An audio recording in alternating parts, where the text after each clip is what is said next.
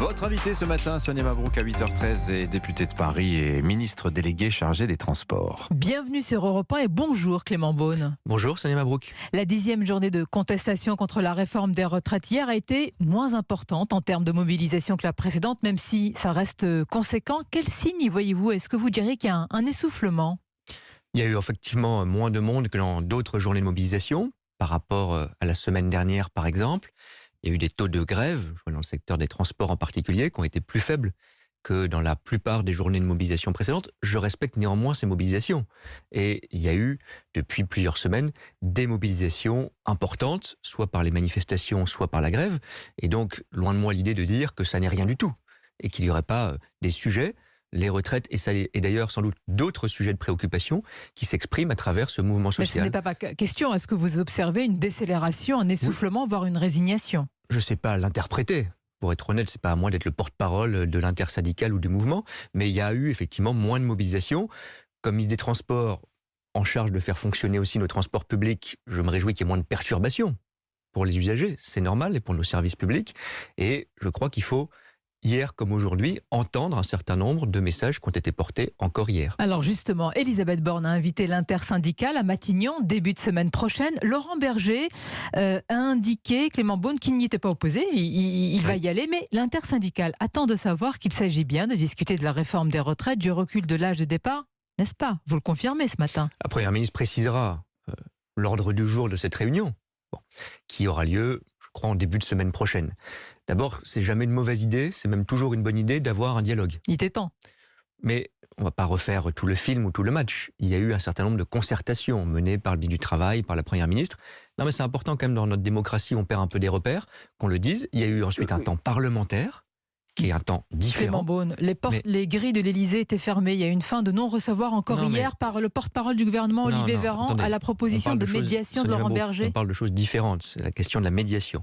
Parce que l'idée, c'est de se parler directement. C'est justement ce que permet cette proposition qu'a faite la Première ministre elle-même à l'intersyndicale. Je pense que c'est une bonne idée, que c'était nécessaire. Moi, je suis un soldat du dialogue social et je crois que la Première ministre en est persuadée aussi. Oui, mais qu'est-ce qu'il y a et donc, il y a une discussion. au milieu de la table? J'y viens. Évidemment, on voit bien dans l'actualité, la question des retraites sera centrale. Mais je crois qu'il y a deux choses à se dire. D'abord, il y a un texte qui a été adopté par le Parlement. Ça, on ne va pas revenir sur un processus parlementaire. Avec le 49.3. Certes. Non, mais c'est important. Mais vous avez raison de le l'impression que préciser. c'est un vote. Ça ne m'avait pas échappé totalement. Mais j'imagine. je rappelle aussi que le 49.3, c'est ni saugrenu ni antidémocratique. Vous n'avez pas rappelé ça aux syndicats, ils le savent. D'accord, donc, mais de quoi vous dites comme si parler? c'était une nuance par rapport à l'adoption du texte. Non, je ne le crois pas. Et donc il y aura une discussion, je l'imagine, sur tous les sujets. Je crois qu'il faut se dire aussi, très sincèrement, c'est pas une astuce, que la question des retraites, évidemment, est centrale dans les mobilisations, que le Parlement, néanmoins, s'est prononcé, je le maintiens, et qu'il y a beaucoup de sujets qui dépendent de l'application de la réforme, les questions de pénibilité par exemple, et des sujets qui vont au-delà sur la question des salaires, sur la question des conditions de travail. Près de 800 000 personnes hier se sont mobilisées contre la réforme des retraites. Ma question est simple ce matin. Est-ce que cette question centrale sera à l'ordre du jour lors de l'invitation de Madame Borne au syndicat? Je vous réponds, Sonia Mabrouk, la question des retraites, sans doute oui. Si l'idée c'est de réécrire un texte de loi qui a été adopté au Parlement, je ne crois pas que ce soit l'objectif. Mais dans les conditions d'application de la réforme, il y a plein de choses. Je prends un seul exemple, pour être très concret, parce que sinon on reste un peu dans la théorie. Dans le secteur que je connais bien, le secteur des transports, vous avez par exemple des chauffeurs routiers, dont on parle moins.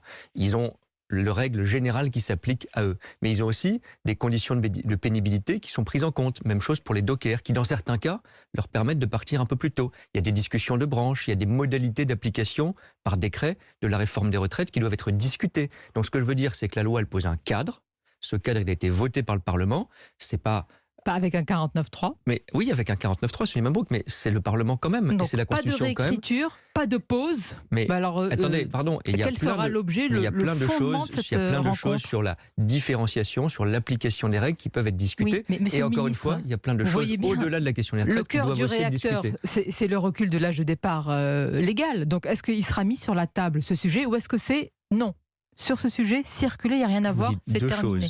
Il ne s'agit pas, encore une fois, de revoter une loi qui a été votée au Parlement. Par 49.3, puisque vous le dites à chaque fois, je le dis moi-même, certes, mais c'est une modalité qui est parlementaire et qui doit être respectée. Puis il y a un temps aussi, on l'a oublié de le mentionner, qui est celui du Conseil constitutionnel qui se prononcera dans quelques jours.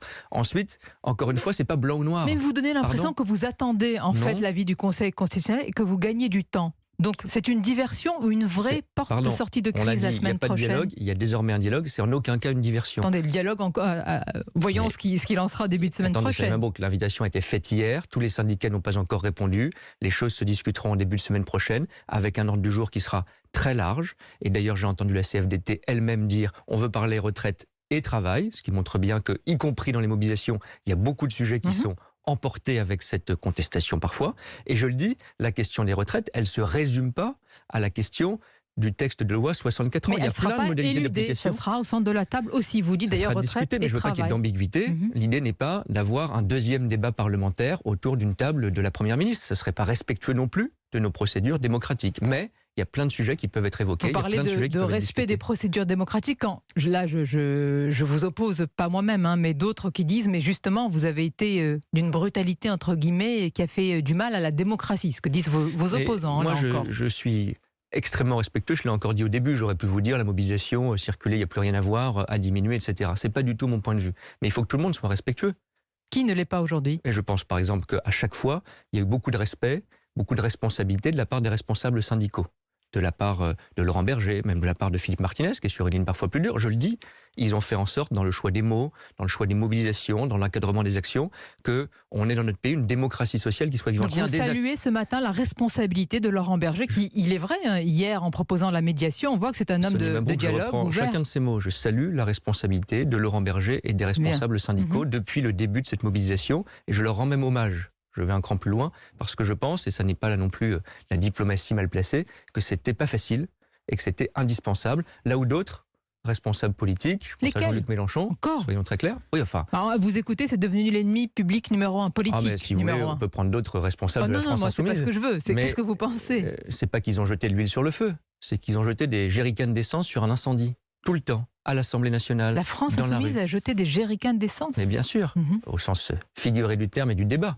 Mais bien sûr, parce qu'ils n'ont pas voulu qu'il y ait un débat démocratique et parlementaire qui aille jusqu'au bout dans l'Assemblée nationale, parce qu'à chaque fois, ils ont créé un sentiment de délégitimation de nos institutions en disant justement que le 49.3, c'était pas la démocratie. On peut trouver que le 49.3, c'était pas opportun, ça c'est un débat.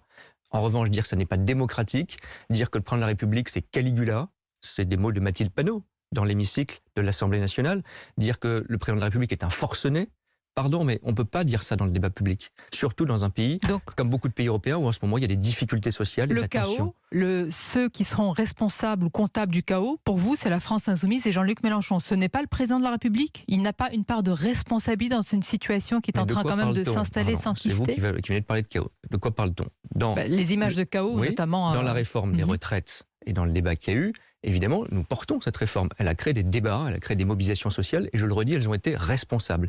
À côté de cela, et ça n'est pas la même chose, et d'ailleurs ce ne sont pas les mêmes personnes, il y a eu des gens qui ont cassé, il y a eu des gens qui ont été des voyous, il y a des gens qui n'ont pas condamné ces violences. Et il y a des gens qui n'ont pas condamné ces violences, notamment la France insoumise, mais pas seulement. Et donc je distingue... Mais attendez, quand ils ne condamnent pas, c'est-à-dire vous en faites c'est-à-dire que vous tracez un signe d'égalité entre les propos qui sont dits non, parce que justement, moi, je et les casseurs et les fauteurs de troubles? Moi je nuance toujours. Et donc, je nuance toujours. Quelqu'un qui ne condamne pas une violence, c'est pas quelqu'un qui commet une violence. En revanche, quand on est un responsable politique et qu'on ne dit pas clairement qu'attaquer la police, c'est irrespectueux et c'est dangereux et c'est pas républicain, oui, ça me pose problème, je le confirme. On a eu une surprise ce matin en lisant une dépêche, Clément Beaune, autour d'une interview d'Emmanuel Macron dans le journal Pif Gadget pour les plus jeunes lecteurs. Et voici la déclaration en somme. En cas d'énorme crise, Emmanuel Macron dit qu'un président devra s'en remettre aux électeurs. Il reconnaît aussi que dans certains cas, la solution, c'est la dissolution. Alors, il faut être évidemment honnête et préciser que l'interview a été réalisée le 20 février. Mais est-ce que c'est pas prophétique? Non, je ne crois pas. Il n'y a pas de scoop. Le président de la République répond, si j'ai bien compris, à des jeunes, à des enfants. C'est le lectorat de Pif Gadget que j'ai moi-même lu quand j'étais jeune, qui a, je crois, été fondé par le Parti communiste d'ailleurs. Il y a une longue histoire française de Pif Gadget, ça fait aussi partie de notre patrimoine.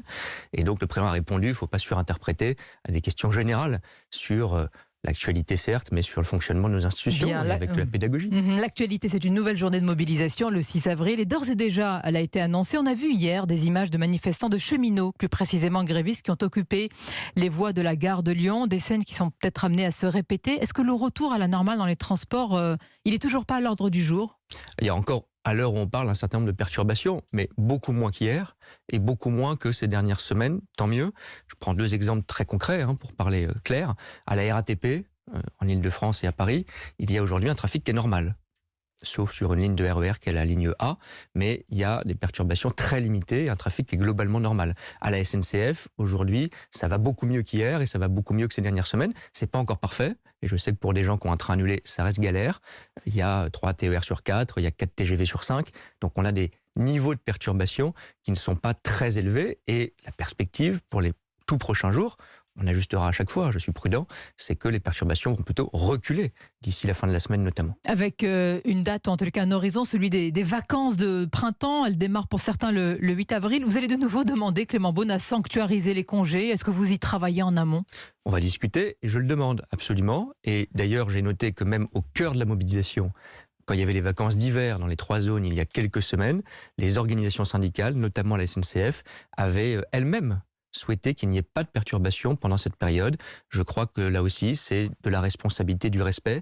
Les organisations syndicales avec qui je n'ai jamais perdu le contact ont toujours eu cet esprit de responsabilité. Je souhaite qu'il s'applique de nouveau, en effet, et on va y travailler, je le confirme. Alors, autre sujet, même s'il est difficile, que la réforme des retraites écrase tout, vous travaillez sur d'autres dossiers et vous allez présenter dans quelques heures les mesures du plan national pour mieux réguler l'usage des trottinettes électriques. Alors, parmi les mesures que vous avez dévoilées, Clément Beaune, un relèvement de 12 à 14 ans de l'âge minimum des utilisateurs, des amendes augmentées, et puis un observatoire des micro-mobilités. Et à la fin, c'est la fin du laxisme avec tout ça?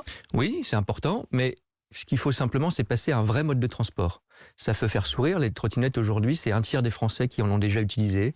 C'est près de 3 millions de personnes qui en possèdent une eux-mêmes dans leur famille.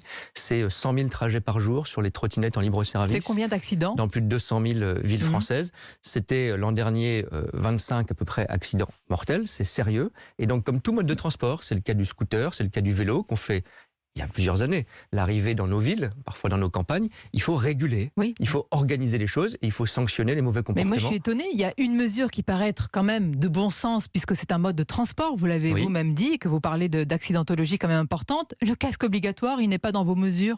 Oui, j'ai dit que la réflexion se poursuivait sur ce sujet. Pourquoi?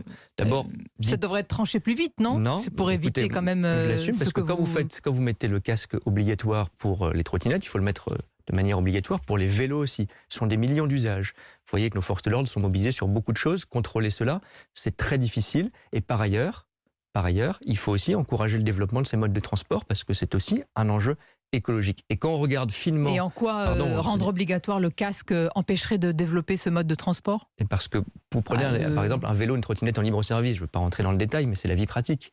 Vous ne savez pas toujours quand vous partez le matin de chez vous que vous prendrez ce mode de transport. Ça veut dire qu'il faudrait toujours être avec un casque sur soi, par exemple.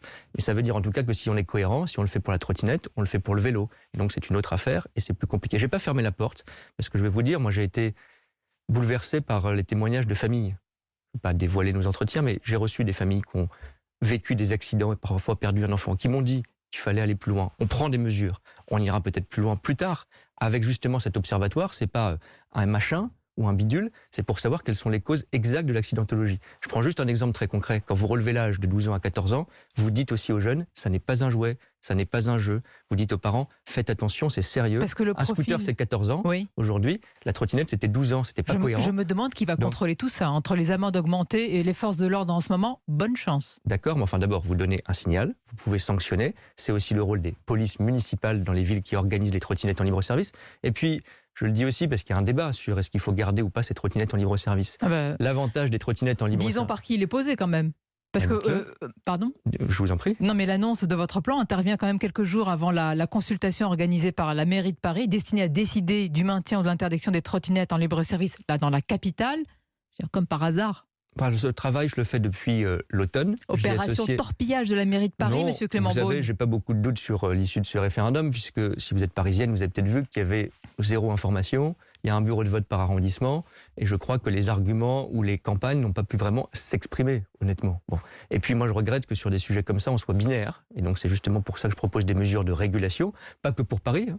Il y a 200 villes en France, plus de 200 villes en France qui ont les trottinettes. Il n'y a pas que Paris dans la vie, et donc il faut travailler pour toutes ces villes. Oh, il n'y a pas que aussi. Paris dans la vie. Je vais retenir cette phrase, parce Mais que entre le bras de fer... Il y a aussi Paris dans la vie.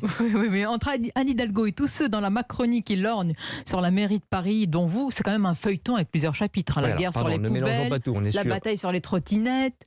Il n'y a rien à voir avec Paris ? Mais il y a à voir avec Paris parce qu'il y a évidemment une consultation qui est importante et qui sera regardée par beaucoup d'autres villes, en France et à l'étranger, bien sûr, je ne le nie pas. C'est un débat qui est important et je regrette justement qu'à Paris, où il y a un rôle un peu d'exemplarité et de vitrine, on ait simplifié et caricaturé ce débat pour, contre, alors qu'on peut faire pour avec des règles. Et c'est d'ailleurs ce que choisissent des villes, y compris des villes de gauche, y compris des villes écologistes. Donc ce n'est pas une question de bataille politique ou idéologique. Lyon est la ville la plus avancée en termes de régulation des trottinettes. Je crois que c'est une ville écologiste. Donc comme quoi c'est possible de réguler les trottinettes. Je regrette qu'on caricature, qu'on simplifie. Et donc oui, je pense que c'est important dans ce moment de poser un cadre national, c'est la responsabilité de l'État. Aucun ministre des Transports ne l'avait fait avec cette précision, et donc on renforce les règles, et vous allez on renforce les l'annoncer tout à sanctions l'heure. aussi. Merci Clément Beaune, merci à vous, je vous souhaite une bonne journée. Je crois qu'on a un utilisateur de trottinette dans ce studio. Cherchez de qui il s'agit, nous sommes 3 pour le moment, avant que Gaspard Proust rejoigne.